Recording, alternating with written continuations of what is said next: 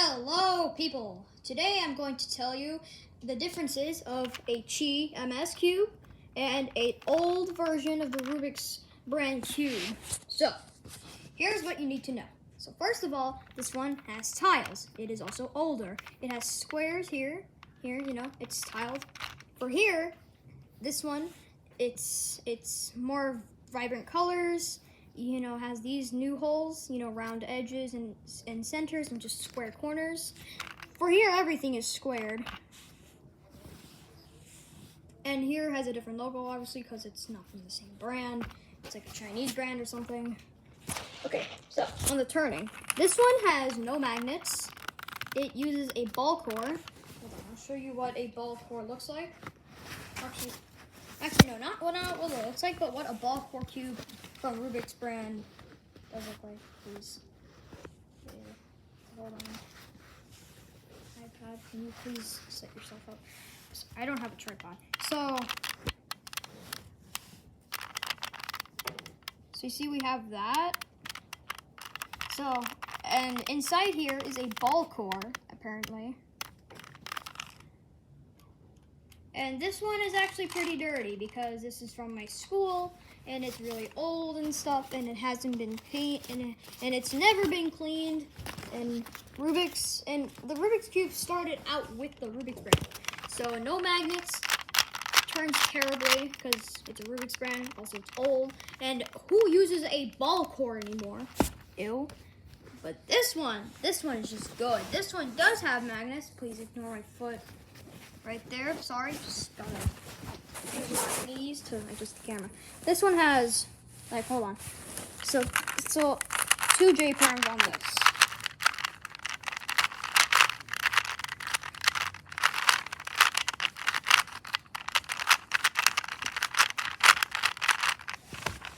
Terrible, right? But this one.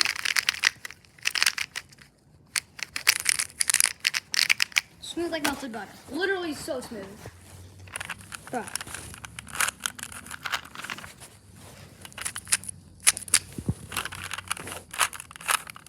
So Rubik's brand is worse. Don't get this. But there's actually a big reason why Rubik's brand is worse than other brands like QIYI, GAN, OU, all the up-to-date speed cube brands. So people say it doesn't. So you probably never hear this as a cuber, but if you do, then it's really, really rare. But some people say because you're using an off-brand cube, the solve does not count. That literally doesn't matter because you're still solving the cube. It doesn't matter what kind of 3x3 it is. It matters that you solve it. It matters that you don't peel off the stickers. It matters that you don't take it apart. It matters that you solve the cube, for real.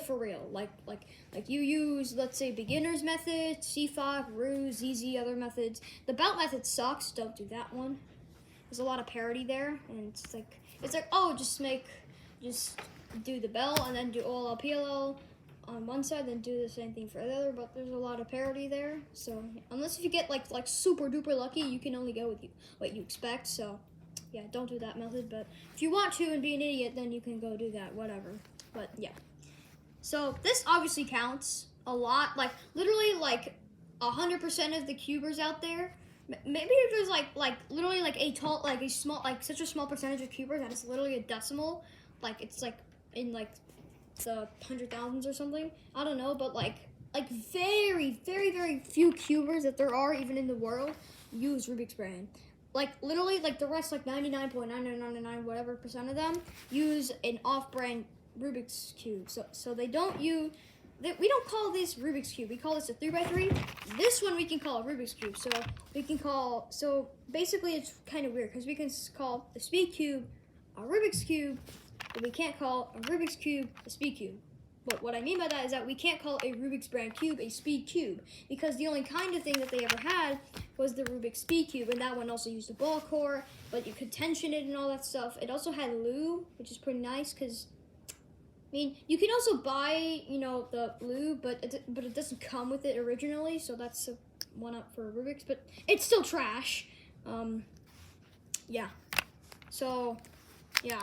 this one's better because, I mean, this is just intended for people who just want to puzzle at home, and this is made for also people who want to puzzle at home. But it's also made for like professional or beginner or like midterm speakers. I'm probably more like midterm because I know like all the PLLs except for the G perm because I'm not learning G perm. That sucks. But yeah, I know, but I don't know. I barely know any OLLs, but I know how to take care of OLL pretty easily. I know some. But yeah, I know that. I know I could also do F2L and cross pretty easily. Sometimes I get a free F2L pair before I start solving. I preserve that, get an X cross. Pretty nice. I don't know if it's called an X cross or not. I'm not to that level of cubing yet, but still pretty good. Oh, yeah. So this one, it's loud. Hold on.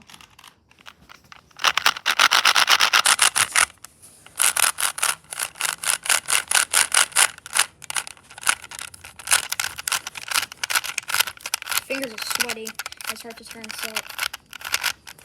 Yeah. This one, it's not as loud, but turning is much better. Even when my fingers are sweaty, YouTube flicks are like nothing. And for here, it's like you're putting pressure on it, but you're not putting any pressure on it. It's just the cube's just bad. So basically, the whole summary of me recording this video is Rubik's brand. Get that away. Take this. You can be a MOU RS3M. It could be and the thing is, you know what's sad? This is actually the worst cube is more expensive than the better cube. This one is less than $10. This is probably more than $10. And because Rubik's doesn't make this kind of generation anymore, now this model is in high demand. So now it's even more expensive, and prices might get up to basically $100 at that point, and it's just trash. So why'd you pay $100 for trash when you could just get like 10 times less than that for an actual good speed cube?